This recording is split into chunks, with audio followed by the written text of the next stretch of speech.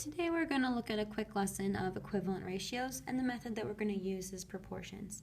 So proportions are a way to always keep two ratios equivalently balanced by figuring out what the missing piece is to find out how it needs to be remain balanced.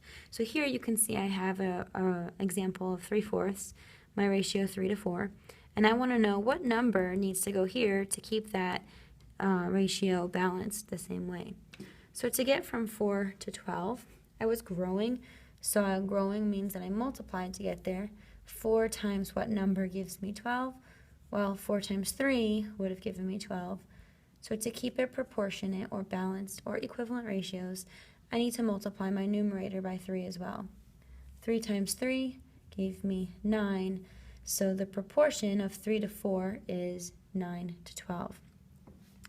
In example 2 over here, we can see that it's similar, but this time to get from 80 to 8, I'm decreasing. So to get from 80 to 8, I must have divided by 10, which means I also need to divide by 10 in my numerator to keep it balanced. So now I know that 20 divided by 10 was 2, so my equivalent ratio from 20 to 80 is 2 to 8.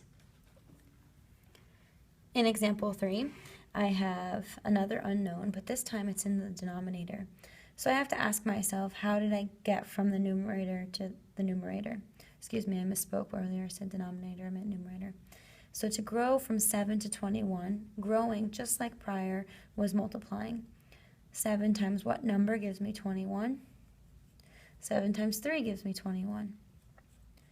So to keep it balanced or proportionate, I need to multiply by 3. 3 times 11 is 33. So my equivalent ratio from 7/11 is 21/30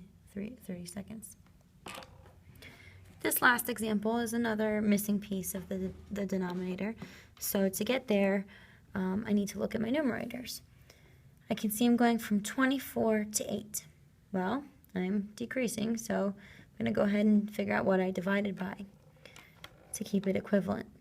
To get from 24 to 8, I divided by 3, which means I must do so in the denominator, keeping my proportions equivalent. 6 divided by 3 gives me 2, so my ratio to keep it proportionate from 24/6 is 8/2, or 8 to 2.